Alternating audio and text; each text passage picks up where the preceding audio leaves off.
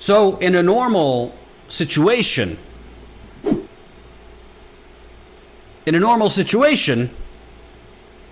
I'd say, we got to get rid of this guy. And I do want to get rid of Trump. And I'd say, whatever, I'll take a stale sandwich over him. But when the only thing you could really look forward to, if Biden wins, is not having to deal with Trump anymore, then the sadness for me comes in.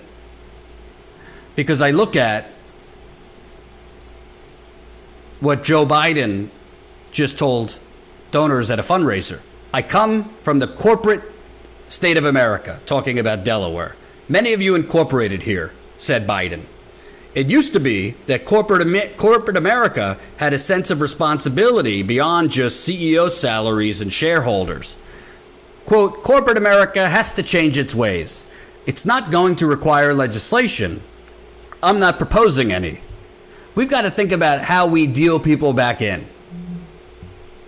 Or, I represented Wall Street as a senator from New York, and I went to Wall Street in December of 2007, before the big crash that we had, and I basically said, cut it out.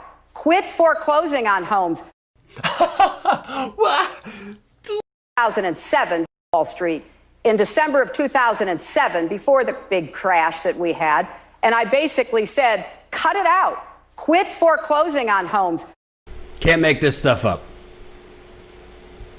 Can't make this up. Joe Biden, over 50 million people are unemployed. Tens of millions have lost their health insurance. Tens of millions are probably facing eviction in the next few weeks. It says corporate America has to change its way, but it ain't going to require me doing anything or Congress doing anything. I'm not proposing, say, legislation on this. No. Don't you worry. We just got to think about how we're going to deal people back in. Biden said his plans go beyond stimulus, saying the country used to invest in research and infrastructure. Quote, stimulus is trying to keep us from going into depression. He ran through a few of his proposals, stressing the caregiver crisis and infrastructure building. Oh. Quote, I'm not one of those guys who thinks government knows best. But let me tell you something. Think of what we could do in terms of investing in offshore wind. There's a lot of steel we could make, man. And a lot of people can be put to work. A lot of CEOs can make a lot more money, and a lot of people can be paid a decent salary. The essence is that you got to build the country back. Build back better. Give people an opportunity for a decent wage. And you guys might not like it, a union wage. Okay, well, this all sounds wonderful, but I kind of look at the company one keeps. This is at a fundraiser hosted by the chief operating officer of Blackstone. If you're familiar with Blackstone, largest investment company on planet Earth, has invested billions in oil and gas. The world's largest private equity company is a partial owner of both Shineri Energy Partners and Eagle Claw Midstream Ventures, two major players in natural gas and shale oil. Blackstone has its fingers in pipelines through its investments in both Tallgrass Energy and Rover Pipeline, a company that made headlines a couple years for spilling millions of gallons of drilling fluid into Ohio wetlands. The PE giant also dabbles in waste management through its recently formed venture Waterfield Midstream, cashing in on the need to dispose of the toxic wastewater produced by fracking. Blackstone's interest in the fossil fuel industry is mirrored by many other private equity investors, including Apollo, the Carlyle Group, EIG Global Energy Partners, KKR, TPG Capital, and Warburg Pincus. This is from Jacobin, by the way. And BlackRock lost $90 billion in investing in fossil fuel companies, report finds. So that's who he's telling Blackstone. That's who he's telling, basically, the Hillary Clinton 2.0. That's Joe Biden's version of cut it out. Guys, you got to change your ways. I mean, I'm not going to force you here. I'm not proposing anything that will threaten you to recklessly endanger the environment, to expand the insane wage gap.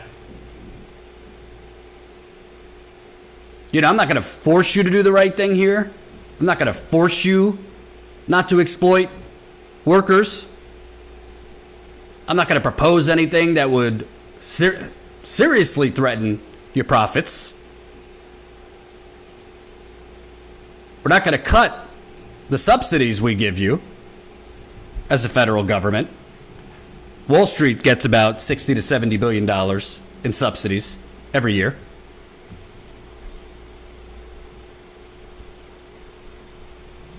All of this talk, honestly, it's very emblematic of President Obama's campaign in 2007 and 2008, only spoken by a much, much less articulate spokesperson. And this is what it comes down to.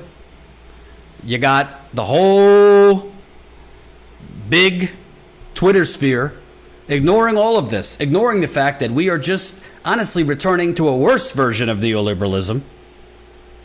To me, Biden is an even worse version than Obama. But all of that is ignored because of the evil, awful we see in Trump. And the problem is, we'll have the progressives fighting Biden, that's for sure. But we're not going to have all of these resistance folks with us. They will be just fine with going back to business as usual when Biden's in there. Record Wall Street profits, record stock market, that'll be just fine. Pipeline explosions, fine. Police murdering black people, Department of Justice not doing anything. Well, you know, I'm sure President Biden is really looking into it. Droning half the world. Continuing aiding Saudi Arabia in its barbaric genocide of Yemen. Well, Biden's in there, so we could all just go back to tweeting about Will and Grace or whatever bullshit. This is why this whole situation is terrible. Because everybody's ignoring this. You got straight up corruption. Biden's literally telling donors, guys, honor system here. You got to do better. You know, maybe one yacht a year rather than 3. You know, I'm counting on you, Wall Street. Stop charging higher interest rates. Stop charging higher interest rates and predatory lending on black and brown communities. I'm counting on you, honor system. I'm not a big government guy, he says.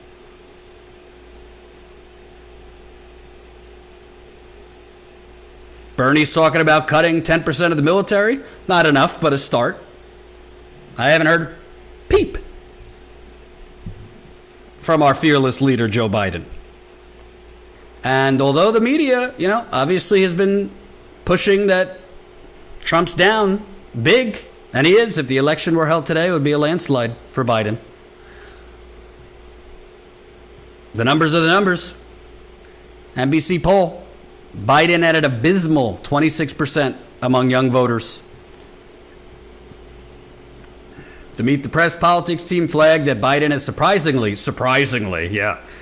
bad numbers with young voters in an NBC News Wall Street Journal poll. So does Trump, to be fair.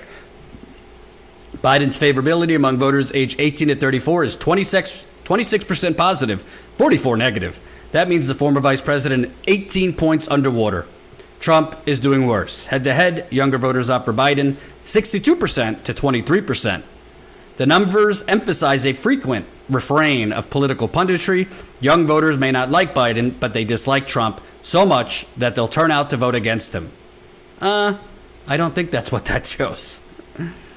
Compared, they might like Biden 62 to 23, but that's not the same thing as younger voters actually turning out for Biden. And we haven't even gotten to Biden's numbers among Latinos. I have said, and I'll continue saying, I don't count Trump out. The polls are bad now. I'm not a polling truther. The polls are legitimate. But it could turn around quick.